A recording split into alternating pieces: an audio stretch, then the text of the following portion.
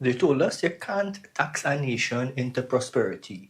And that slogan alone won over thousands of people in Trinidad and Tobago. It echoed the words famously stated by Sir Winston Churchill that trying to tax a nation into prosperity is like standing in a bucket and trying to lift yourself up. And with the recent public announcements by the government, people starting to ask if this slogan was a promise or if it was just a campaigning tool. And to be fair, people weren't complaining for no reason. Import duties was crushing everybody. VAT touched almost anything and everything. And the road traffic violations, them things felt more like punishment rather than trying to make the public safe. Because at the same time, crime is still out of control. Families still don't feel safe going out in public, especially in the night. And families don't feel safe in their own homes right now with the upkick of all this home invasions. And even though all of this taking place, the only sort of policing that seems to be going on is roadblocks. And that piece of contradiction matter a lot because the announcement that was made on Christmas Day let the citizens of Trinidad and Tobago know that traffic violations on the road will be increased, not by 10%, not by 25%, not even by 50%. Road traffic violations will now increase by 100%. The government has doubled the majority, if not all, road traffic violations. And all right, I know the people who come to defend it, I know it only going to take effect only on January the 1st. But time and place, dog, big people in government, on Christmas Day will announce that? Seriously? It was just a reminder that the government have their hand deep down in the pocket even more now on Christmas Day, because that is all anybody could have talked about when that was announced. People felt betrayed, especially the people who voted these people in power, thinking that they're going to make a change. And if you're hearing that, is your neighbor doing some yard work right now. If you hear music, there's a neighbor in the back. Now, whenever anybody try to discuss this topic, try to get a conversation going, the people that in support of the government by blind loyalty or party loyalty or whatever it is, they just come up with the same rhetoric. Don't break the law. Yeah, we know that, right? Don't go and rob a store? Of course not. Don't carry an illegal firearm? You had to be stupid. Don't sell illegal drugs? Tempting, but the cost, the risk don't outweigh the cost, you understand? So, them thing, yes, that part's simple. We had to understand something like a traffic violation, especially something like tint, a blown tail light, 2 days past the inspection. Those things don't come from a place of malice. Somebody not sitting down home and thinking to themselves, how I could with the police. You know what I'm going to do? I'm going to let my inspection sticker expire. So police going to stop me on the road and give me a ticket. How that making sense? These are simple things that are very easy to forget. Especially when you have a family and you're literally working for 2014 salary but trying to budget it in 2026 economy. The only time you just know that your tail light blown is when somebody else tell you. How often do people do that to recognize that a tail light blown? So you could be a law-abiding citizen, never break a law in your life, going to work or to drop your kids to school or just living your life, and one small oversight, like your inspection sticker 2 days expired, could put you in financial jeopardy because most of the tickets going up to almost $2,000 now. And that does make you ask, right? How giving somebody a fine of almost $2,000, stopping drugs, guns, violence, murders, rapes, gang activity, what have you? How? Isn't that just a form of penalizing a law-abiding citizen for a human error, a mistake, not recognizing that, hey, something that I am paying attention to in 2 years expire, something like an inspection sticker. But as we on the topic of inspection, right, we need to talk about the roads. Because you can't have to be inspected to drive on this piece of shit road, but nobody ain't fixing the road for over a decade. No major road works have been done. More than a decade. Because even the last time that this present government was in power, no major roadworks was done. And you could ask me, because I am a person who have a car business. Cars coming into my business every single day. Cars are going to be prepped to go to a mechanic. So I know, I see it when I put up a vehicle, how the rubbers burst, how the shocks dead, how everything under the car literally mashing up. But your vehicle had to be road ready, right? You had to go and pass inspection. You're going to work on the morning, your commute is already 2 to 3 hours. To reach Port of Spain, because that's where everything is, no matter where you're living in Trinidad. You have 2 to 3 hours commute. They're going to turn into 4 hours either way because police have a roadblock. Looking for what? Guns and drugs and gang members. And how much did they get? Barely any. But how much tickets they share? Basically, they have a quota to meet. And they cannot deny that. Taxpayers' money every year paying for an award ceremony for the police officers to give an award to the police officer who issued the most amount of tickets in that year. So don't tell me you don't have a quota. How they keeping track of how much tickets this person gives to give him an award? So basically, to the governments, whoever in charge, and the police service is a game. And it's about time that people realize this. They're so out of touch with the reality that the normal, average citizen have to face on a daily basis. Tell me how that is not strangling the public, squeezing them for everything they have, while using the police force as a service to carry out that. Because what else they doing?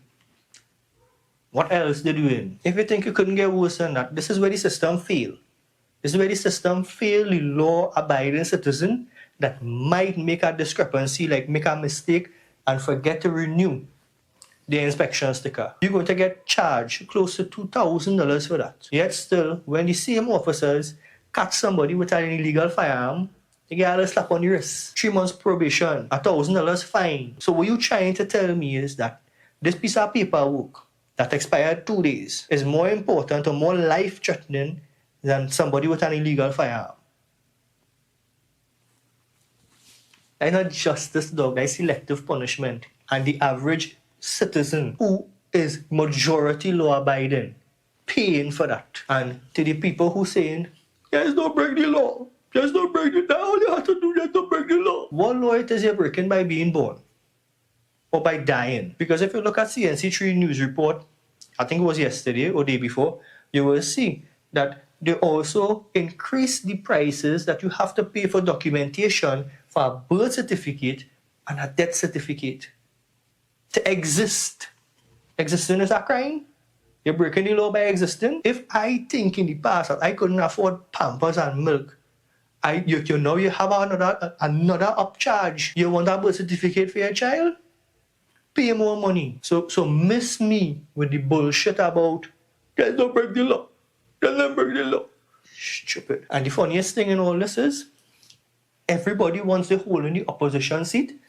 They know exactly what John Public going through. When this present government was in the opposition, that was the political claim to fame and why they hold the government position right now. They said that the previous government was strong-arming the population, trying to tax its own citizens into prosperity. To come around and do the same thing, plus 100%. Or they don't see the hypocrisy in that. And when I'm talking about hypocrisy, it's both sides. Because now that the previous government in the opposition, the same things that they did, they pointing out to the government now and saying, look, you see, when I do that, all they was telling me, well, look, I'm doing it now. And they refuse to see the hypocrisy in the statement that they're saying. When I do that, all they tell me, but now all they don't want to tell, you do it too. Now you're pointing it out because you're in the opposition. And that is the way this politics thing is going through Trinidad. Whoever in the opposition could see clearly. They get spectacles, 4 eyes. They could see good, clear. But from the time they go in government, cataracts in their ass. And your whole narrative is not to strong arm or strangle the citizens with exorbitant taxes. So you take off the land tax and you find out next way to tax the citizens into prosperity. So the question to the people who agree with this and the question to the government is one that is very simple. How do you build a platform on an idea that the entire public was on a chopping block when it came to the opposition, the then government, only to come in power and do nothing about the situation except increase the size of the blade you're using by 100%. Make that make sense? It doesn't. It really don't make sense. So all it is on both sides. On both sides. Back. That's all they're doing. And you caught in the middle, choosing a side and saying this one right and that one wrong, and this one right and that one wrong. And two of them fucking in your ass. I really something to do on this video, but let me tell you something. This is not about yellow or red, black or white. Because when the majority of people start thinking like me and stop believing in elections, start seeing the game for what it is, then the whole concept of democracy, it don't fall through one time. It starts to slowly erode from the inside out. So I'll leave you with this last question, right? And how will you tell me? Do you think you could actually tax your own nation into prosperity? Do you think that the laws that were implemented, the increases on the fines, are they life-threatening? Are they really worth making somebody financially crippled for a period of time? And how is it not just a money-generating scheme when an award is given for the officer with the most tickets given out for the year? It's a competition between them, it's a game. And the people who are to pay for that is the average citizen. John Public, who all-knowingly is a law-abiding citizen. Life does get there sometime, that's part of being human. So 2 days or a week or even a month, your inspection sticker expired, you're not going to walk in front of your car every day to check the date. The same thing with your tail light. So these charges, to me, and I want you in the comment section to let me know down below, these charges to me don't make the public safe. It's not even about your own safety. This is a money-generating, revenue-collecting scheme. Because if it was about the seatbelt saving your life, then motorbikes would have seatbelts too. And they're legal to drive on the road without a seatbelt. So this is not about saving your life. To me, in my opinion, to me it's about revenue and collecting as much money as you could get. So let me know your thoughts down below. Do you believe that all these fines are just unnecessary? So do you think that it is necessary to keep people safe on the road? Let me know your thoughts down below. This is Jeremy for Del Fellas Reviews. Don't forget to like and subscribe. I love you forever, and I'll see you in the next one. Later.